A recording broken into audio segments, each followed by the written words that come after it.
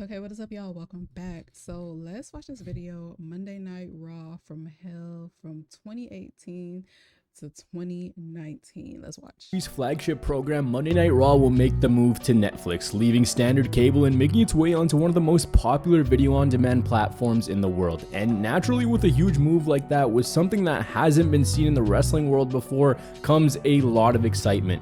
Triple H said that the show will no longer be censored and they'll have more freedom with the content that they can air. Even though the move hasn't happened yet, there's intrigue on how the show will look aesthetically. How will it differ from the standard Raws we have now? Will it be commercial free?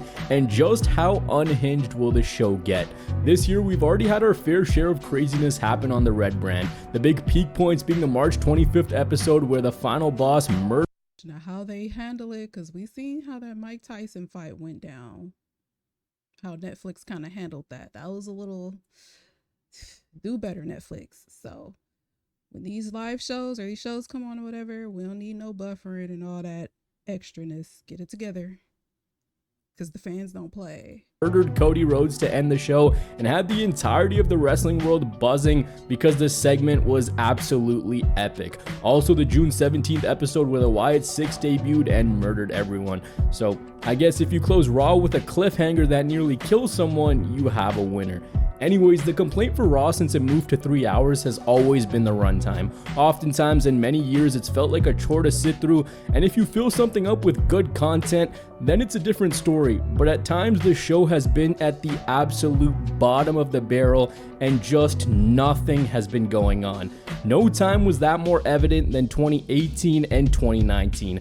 Raw was quite literally the most nothing happening show you could possibly consume. Right now, if you look at Monday Night Raw, there's different elements to keep your eyes on, and that's happening on the weekly. Progression happening with characters, the rise of Braun Breaker, the Punk and Drew McIntyre storyline. The Intercontinental Championship division is finally alive. I know it's not for everyone, but the cinematic way in which Bo Dallas's group is being presented. So on the weekly, there's something for you to sink your teeth into, and the booking doesn't feel compulsive, even though it's far from perfect and Triple H has his crutches that he always reverts to. However, in these 2 years, nothing was happening on Raw. Raw was so downright nauseating that even the hardest of hardcore WWE fans couldn't defend nor stomach this show, a time where viewership on the weekly was hitting new lows. For anyone who wasn't watching at the time, I'm sure the first thing you think is there's no way it could have been that bad.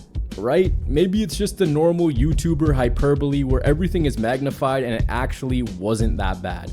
I'll put it to you like this: by the end of 2019, these 2 years featured 8 of the 10 lowest rated Raws of all time. On the weekly, fans were given a 3-hour empty calorie serving, repeat matches, boring storylines, and zero character progression, with huge pitfalls in what happened to stars that fans wanted to see at the top of the card, especially those who organically got over or had any sense of hype coming out of NXT. It seemed like every Monday the show was labeled as the worst episode yet, a week after that same headline had been made about the previous Raw. I want to take you back to a time where nothing was happening on Raw. I want to take you back and look through some of the most controversial storylines, some big time fumbles, and the mess that was on Monday nights. So grab some food, a drink or two, and let's relive Monday Night Raw from 2018 to 2019, or as I'm calling it, Monday Night Raw from Hell.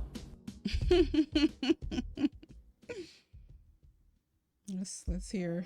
So where were we to start 2018? Jason Jordan was Raw Tag Team Champion alongside Seth Rollins after he was revealed to be Kurt Angle's long-lost son the year previous. Nia Jax was in love with Enzo Amore, and your premier rivalry was Seth Rollins, Roman Reigns, and Jason Jordan taking on Curtis Axel, Bo Dallas, and The Miz. Meanwhile, the world champion Brock Lesnar was nowhere to be found and was essentially holding the Universal Championship hostage. That's a quick lay of the land, but our problems really escalate after WrestleMania 34. In 2024, WrestleMania felt like the finale to a killer WWE season, that everything after the show was going to be new. New champions, storylines resolved, and it was the closest thing to a reset button that you could get, as should be the case once WrestleMania is done. But here, Mania underwhelmed big time, so to change things up, WWE ran the Superstar shakeup, and making his way to Monday Night Raw was Baron Corbin.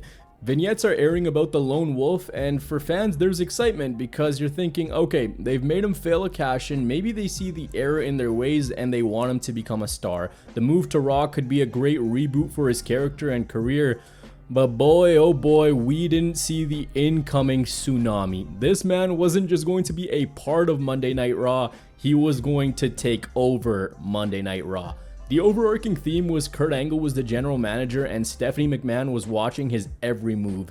Anytime something goes wrong, it's Kurt's fault, and wrestlers are using his lack of management skills to their advantage. None more than the man who'd eventually shave his head and become the constable. A few months into Corbin being there, we found out that he went to WWE HQ and Stephanie has appointed him as constable of Raw. He became Kurt Angle's sidekick and cut the exact same promo every single week.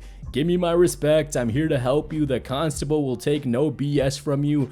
Then in the summer of 2018, he became the acting general manager of Raw. Now, I don't know if you guys remember this, but the report coming out was that he was seen as attractive from the female fan base, and Vince McMahon absolutely loved that.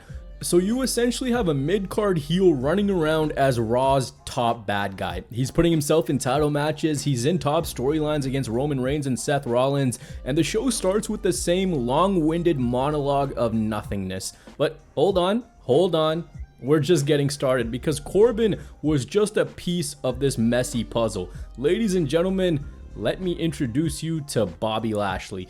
If you take nothing from this video, I want you to keep in mind that this dude right here was able to overcome what could have been career crippling storylines to become a multiple-time WWE champion. In 2 years, he had easily two of the worst storylines in the company's existence. You have Lashley making his return, and the goal is to reintroduce him to a wider WWE audience. Who is he? What can he do? And most importantly, why is he back?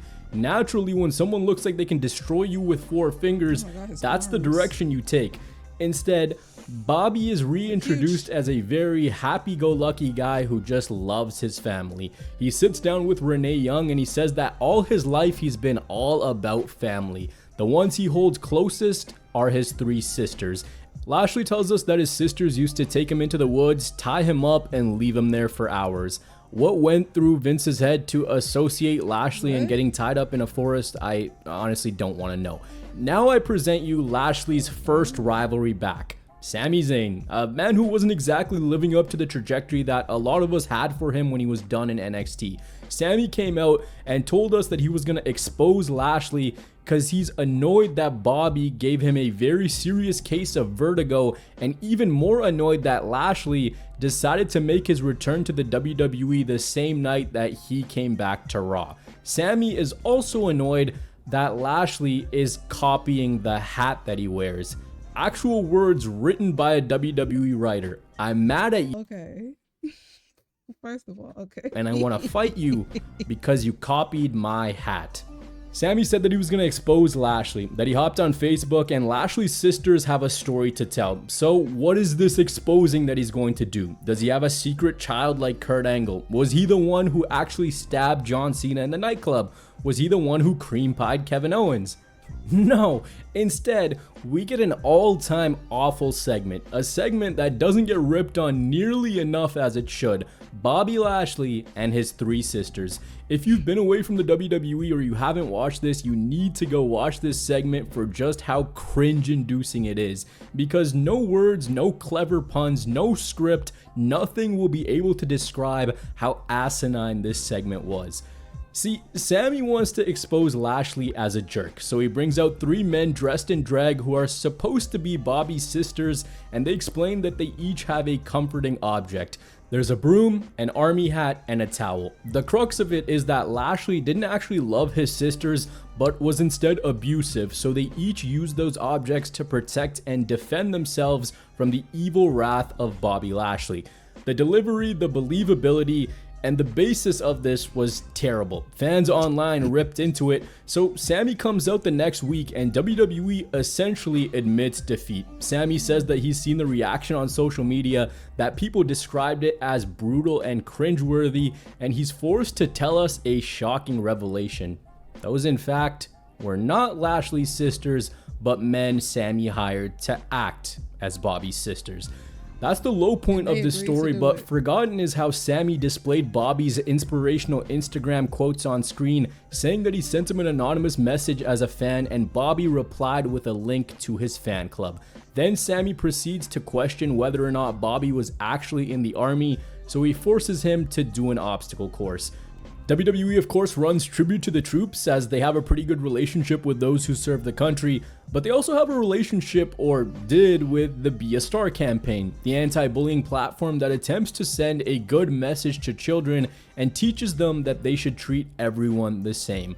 So, as we move to New Orleans for WrestleMania, WWE ran a storyline where Alexa Bliss was making fun of Nia Jax's weight. And a feel-good storyline like that, alright. The bullied overcomes the bullier, fair, makes sense, I've seen much worse. But after Nia Jax wins the Women's Championship at WrestleMania, later on in this story, the bully essentially wins. WWE then debuts Alexa Bliss's Moment of Bliss. This is framed very similar to the Be a Star promos. Alexa tells us the story of a time where she gave a homeless person the rest of her burrito bowl, but Nia Jax stole it and, quote, gobbled it all down right in front of her. All this while this sad melodramatic music is playing behind her. Before it evolved into the little lounge segment on the stage, this is what a Moment of Bliss was. On episode 2, Alexa's story time is about the time that she and Nia went to Disney World together, and Nia made fun of Alexa by offering her the children's menu, all while she gobbled down turkey legs.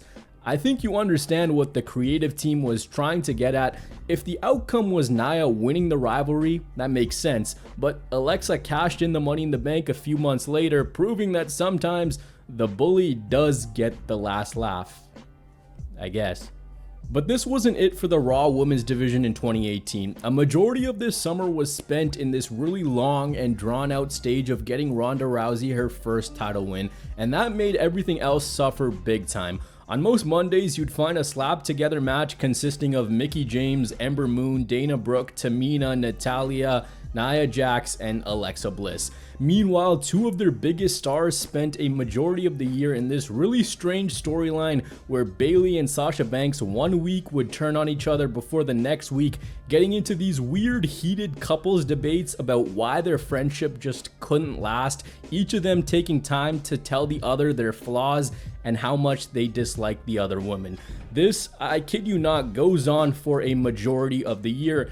And when it felt like we finally had our big moment with Bayley turning on Sasha, they walked it back with Bayley not justifying her actions, and the two got sent to counseling with Dr. Shelby. So your women's division is a complete mess, your world champion is nowhere to be found, Baron Corbin is littered everywhere on the show, you had the chance to do some damage with the superstar shakeup, that completely flopped. How else are you filling these 3 hours? Well, here's the pool that WWE is mixing and matching on the weekly. Bobby Roode, Chad Gable, Dolph Ziggler, Baron Corbin, Jinder Mahal, Mojo Rawley, No Way Jose for some reason, Kurt Hawkins, who at one point wrestled James Harden, not that James Harden, this James Harden. Then you have Bray Wyatt and Matt Hardy in a random tag team match, all while Elias does a concert on the weekly. Now, I love Elias, he's extremely entertaining and I think he's underappreciated, but what I'm trying to say is you could make out how structured this show was. They were mixing and matching the same talents over and over, and it comes back to what I said off the top, so much filler. But through all of this, there's gotta be one guy who's the company's top attraction. There's gotta be someone who's in rivalries that are so strong they compensate for the abysmal television that the company is presenting. There's gotta be one guy, right? Here comes the big dog, the big dog, the big dog, the big dog, the big dog. Do you want me to say that every time? Because I said it a shitload of times tonight. I think this story is pretty well documented, but you can't talk about Monday Night Raw during this time and not talk about Roman Reigns. Through controversy, through constant vitriol, through everything, WWE refused to admit defeat with the Roman Reigns big dog character. But it was this imposter syndrome that the WWE and Roman Reigns had, because by label and exposure, he was the top guy. but there was always a backlash attached to him. People saw him as the corporate experiment that the WWE just refused to change. The whole big dog run is a story for another day, but when you have this polarizing character and you're not exactly hitting with him, it makes things a bit more painful when every week he's walking out and you're told, this is the guy. This is the guy. What makes things worse is his storylines were no good. First off, on the road to WrestleMania, we got Brock Lesnar and Roman Reigns main eventing for a second time. Long story short, they made Roman the conquering babyface whose goal was to bring the championship back to Raw from the clutches of the evil part-timer Brock Lesnar. In principle, great, but they tried to over-manufacture this thing. Suspensions, they tried to give him that badass vibe that needs to be organic. It was the same thing they'd been trying for 3 years now, but WWE had Roman lose to Brock. Then they had a rematch at the Greatest Royal Rumble, which Roman lost again. So you're at the point where you have this guy who the fans are divided on, and you just keep teasing and extending it for longer and longer, and you keep delaying the inevitable to the point where when he finally won the championship, it was more like, did we really have to go through all of that? During this, he also got into a rivalry with Samoa Joe, and this had big time potential. The crux of the matter was that Samoa Joe was making fun of Roman because he couldn't beat Brock Lesnar. So this was a side quest within the same story that the company was trying to tell, that the big moment is Roman beating Brock at SummerSlam. When these two main evented Backlash, fans were not having it. They were leaving early and there was no meat on the bone with this story. Fans did not care to see this as a main event.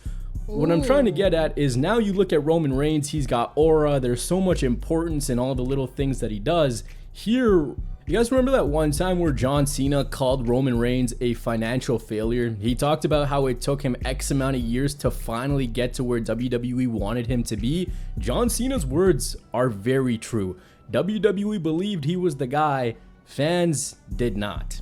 After this, he moved into a rivalry with Jinder Mahal. At this point, the company tried so very hard to make fans sympathetic towards him by saying that he can't contend for the WWE Championship. It was extremely contrived, but it was made worse because it just didn't click. In the very slow journey back to Lesnar, we also got Bobby Lashley versus Roman Reigns, which could have been monstrous, but it comes back to the problem with Raw at this time. They fumbled the rivalries. Nothing about this felt like two big time guys going at it. It was just a wall for Roman to kick down before winning the Universal title at SummerSlam, which he did.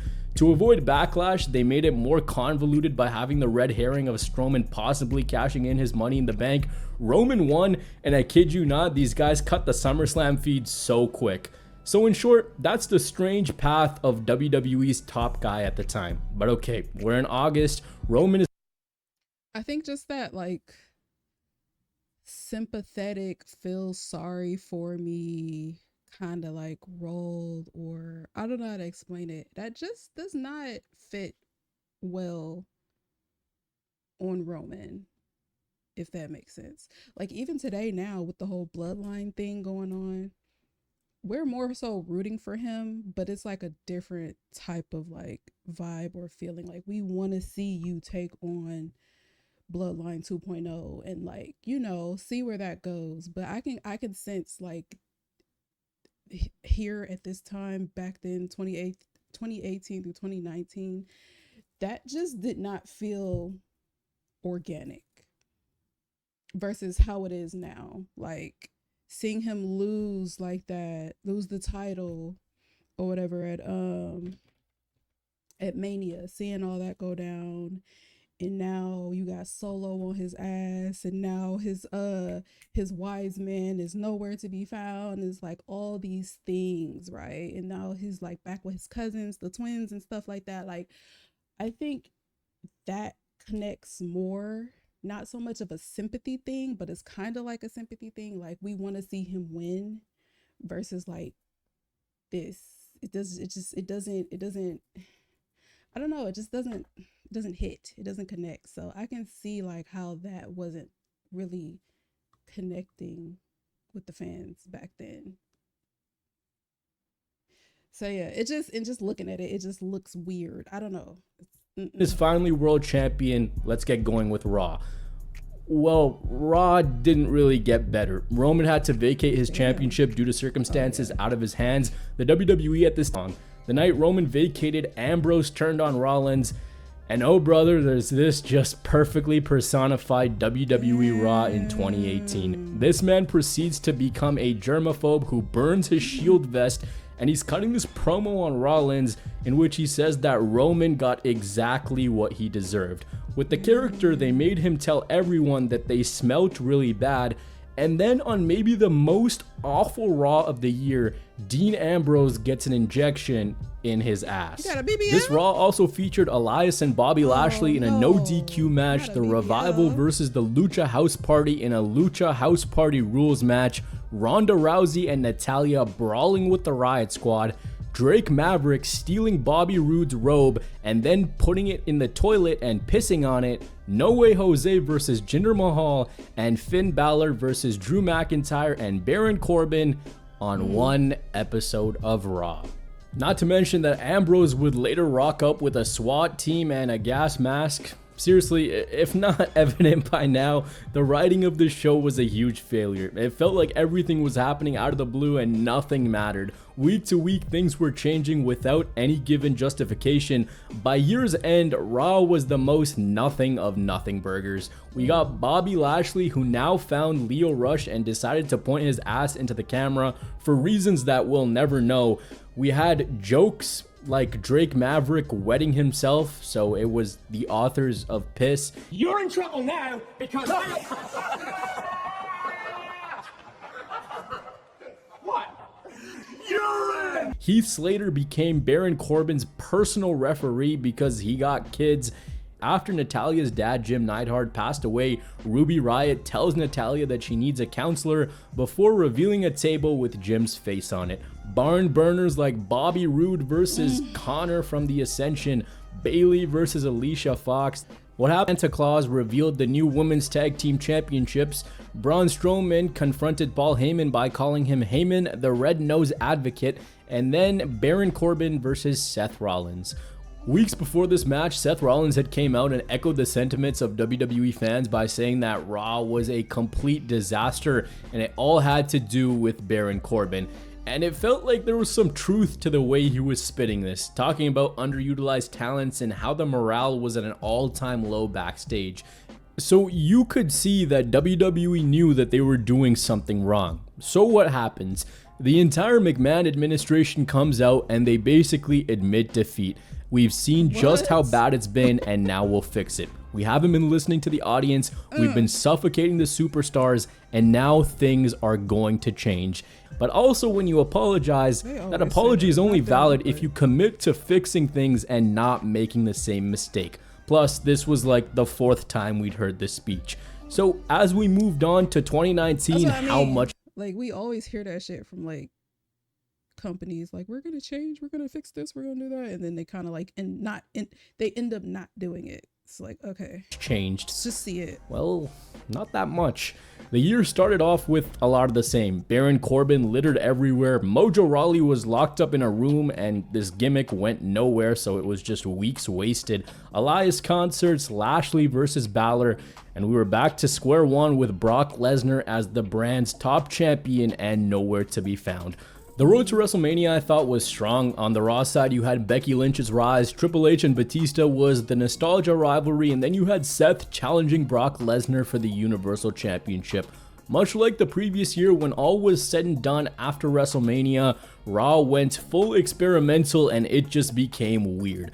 A major thread throughout this video is the curse of the Universal Championship. Unfortunately, nothing seemed to go right, and then Seth Rollins came along, the perfect guy to build Raw up again. Literally, he fell into their lap, and then everything fell apart. Shout out Zebrahead. So in 2018, Seth Rollins wins the Intercontinental Championship, and he tries so very hard to be a glimmer of light on Mondays, puts on banger matches, tries to squeeze out the best of whoever he was going against, and contrasting Roman Reigns, since Seth was more so bubbling under the surface, the mega push Roman was getting, Seth was better suited for that. Essentially what they were trying to do with Reigns, having him be the person of the people and trying to get the championship back to Raw, was better served with Seth. They had a chance to wash out all the bad, hit a reset button, but that's what makes what came next so much more painful. The title reign kicked off with a bang with a solid rivalry against AJ Styles heading into Money in the Bank. Rollins then spent the next few weeks waiting for Brock Lesnar to make a decision on who he'd cash in on, because remember the thing with Boombox Brock was he had no idea that Money in the Bank had a 1-year time cap on it. The problem for Rollins' reign was a lack of quality opponents. Actually, scratch that, the opponents he was presented. You could have had him in a program against Samoa Joe, who was busy chasing the US Championship, or Drew McIntyre, who was busy being Shane's heavy. Don't worry, I'm getting to that. His opponent was Baron Corbin, and WWE didn't seem to have a direction with what they wanted to do next because they kept Brock Lesnar in the fold. We get a rematch between Corbin and Rollins at Stomping Grounds, with the big tease being a mystery special guest referee. That person ends up being Lacey Evans, who was feuding with Becky Lynch.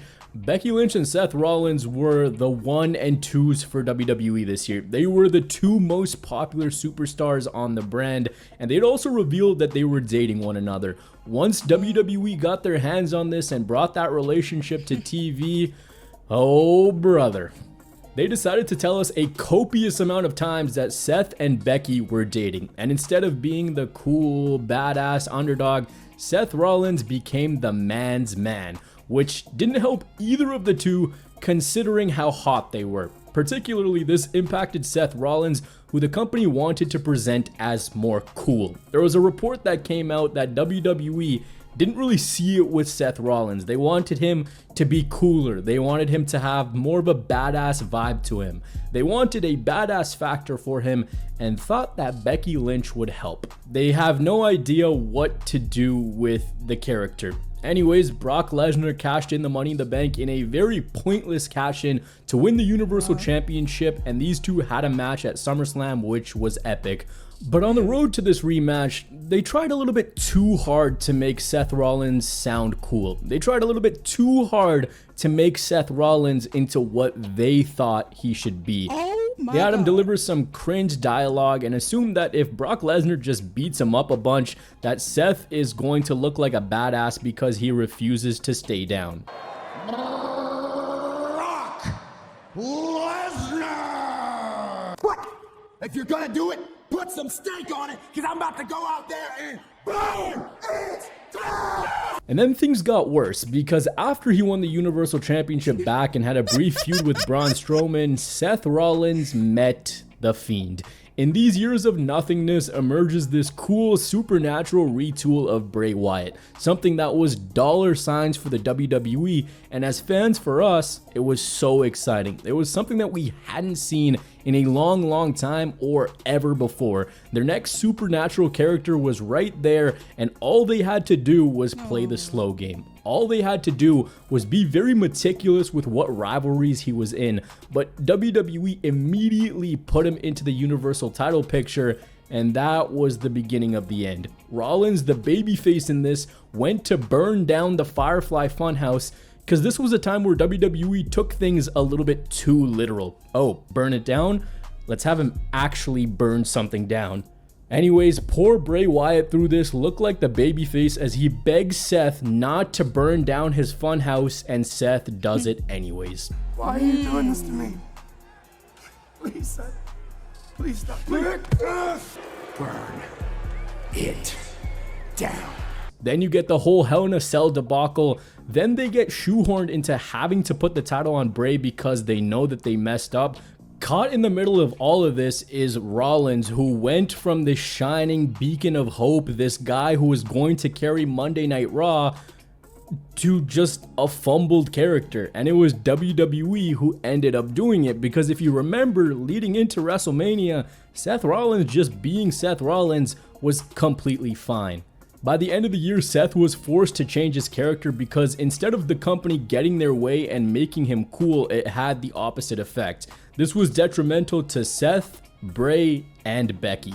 Leading into Extreme Rules, Becky and Seth were competing in mixed tag team matches, one of which was against Maria and Mike Kanellis, During this match, Maria revealed that she was pregnant, and she just continued to insult Mike Kanellis, telling him that he wasn't man enough to get her pregnant. Vince McMahon was a big fan of these cuck storylines, so Mike Kanellis is Maria's whipping boy who's forced to get her ice cream and pickles. Then she tells Mike that she's not sure if he's the one who impregnated her in the first place, and Maria's just consistently calling Mike a loser. The whole thing underlyingly is a motivation tactic. At one point, Maria says that the father is actually Ricochet. Then later on, Maria says that the dad to her unborn child is Rusev. I want you to hold on to that bit of information because it'll become very important at the end of the video. But to get the full Vince McMahon experience, I want to backtrack to after WrestleMania 35, because a few weeks after we had the Superstar shakeup came the wildcard rule, which initially killed off the brand split. One of these superstars who took the opportunity to bounce between both Monday Night Raw and SmackDown was the best in the world, Shane McMahon. This man was the second coming of Hulk Hogan because nothing worked for him, brother. He was at the top.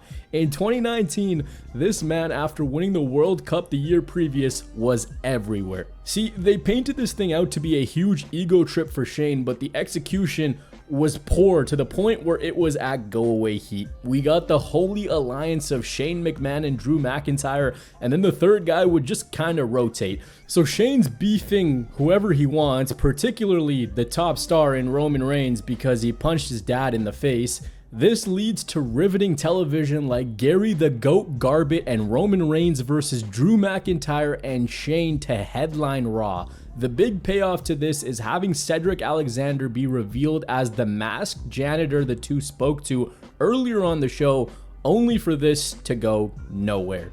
Very on brand with the compulsive booking I mentioned in the intro. What is that? What is this? At this point, I want to kill myself. Me too. Crazier is that WWE almost put the WWE Championship on him in that summer. They were attempting to have Shane McMahon as the company's top star in 2019. Imagine Kofi losing to Shane. Genuinely, if it feels like I'm being harsh in this video, ask anyone who sat through this stuff. Of course there was good in there if you look for it, but the bad outweighed the good by a landslide. It felt like we weren't watching something that was for us to enjoy, but rather just a manifestation of Vince McMahon's inside jokes and wrestling fantasies to amuse himself. Nowhere was that more evident than Ucey Hot, a take on the icy hot pain relief cream.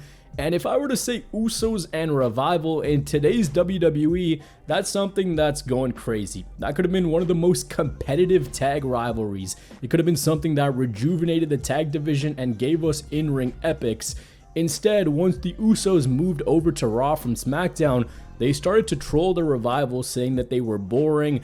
Later, they found Dash Wilder shaving Scott Dawson's back. A few weeks later, the Usos snuck into the Revival's locker room, and I guess they replaced their cream with Ucey Hot. This cream was applied in their southern regions, and to the pinpoint second, the Usos knew exactly when this cream would activate. So you get a visual of the Revival wiping their ass on the canvas, scratching their balls, itching, scratching, clawing, just trying to get the Ucey Hot to melt away. On the stage are the Usos, who tell them that the only way to fix this is water, which the Revival then pour onto their cream, and this only makes things worse. The Usos tell them they were supposed to drink it, not pour it on their little Uce. Speaking of Uce, let's talk about the honorary Uce, Sami Zayn. Now, I want you guys to really take in just how much BS this man went through before finally getting his big break and finally becoming what he is today. He was comedic relief, he was given terrible gimmicks, he was never given a chance to shine. Much like the year beforehand, WWE again tried to hit the reset button with Sami Zayn. They gave I'm sorry, but the Ucey Hot would have been my 15th reason.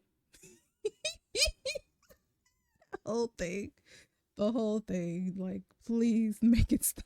a brand new character in which he would make fun of the fans, saying that they were toxic, and it was these exact types of characters that fans were just tired of and didn't want. He'd come out on the weekly saying that the fans were the problem, and it never really amounted to anything aside from the electric chair segment.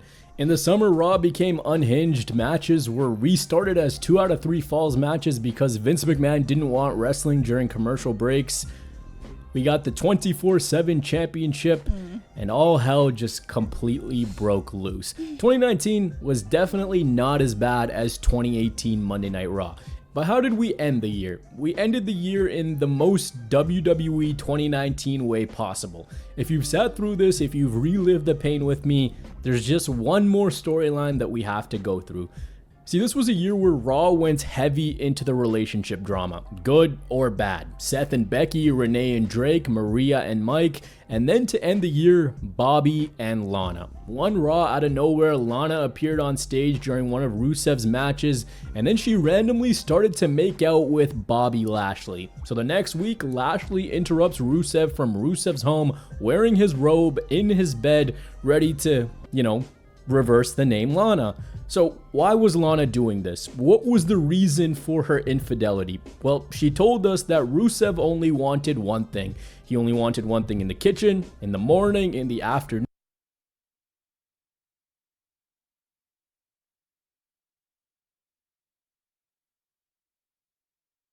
Reverse the name. Reverse the name Lana. Ew.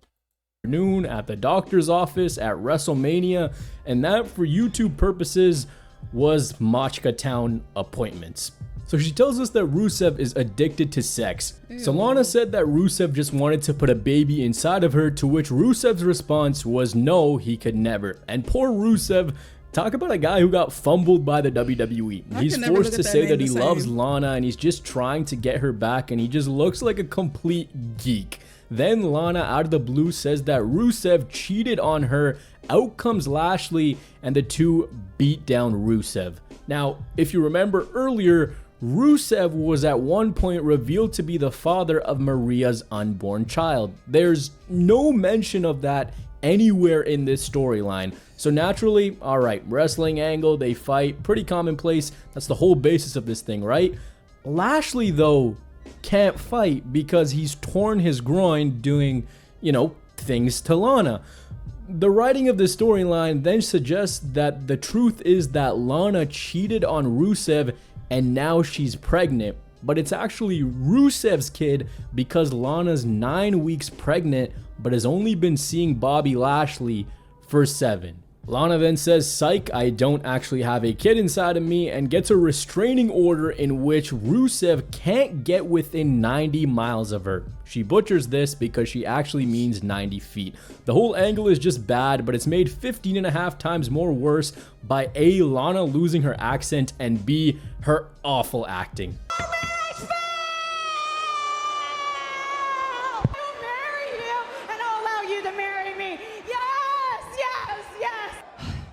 Rusev cheated on me.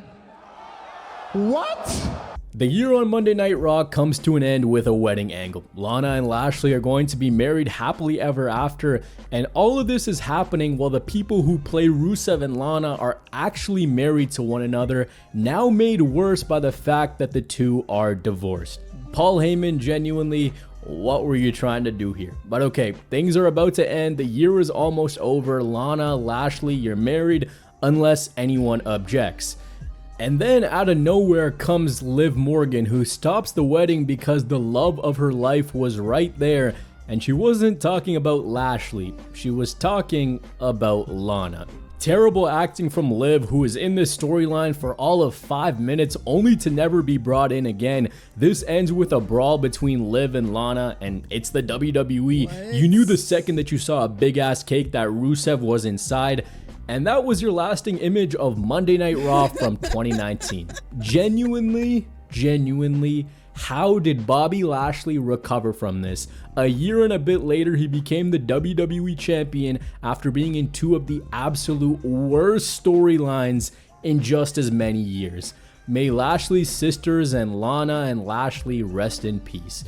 Now, 2020 didn't get any better, but that's a story for another time. I've already spent a month subjecting myself to awful television. If I did 2020, I think I'd actually go insane. Right? So in conclusion, Raw during these 2 years was very bad. Authority figures running absolutely wild, repeat matches, the inability to build new stars, the WWE being adamant about their way being the right way, some awful storylines that led to one of the worst time periods in the Red Brand's history. I think the most tolerable storyline would probably have to be the Uso one with the Uso Hot. Yeah, that was terrible, guys. I don't know. I don't have nothing to say for real. That's just, I wouldn't be able to do it. That would be a long ass break. I'll come back when everything heats back up, but yeah.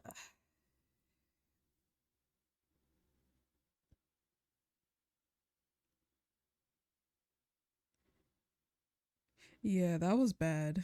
That was really bad. I don't have any words. That was terrible. But that's gonna do for this reaction, you guys. Make sure to leave some likes and comments down below. Let me know what you guys think, and I will see you in the next one.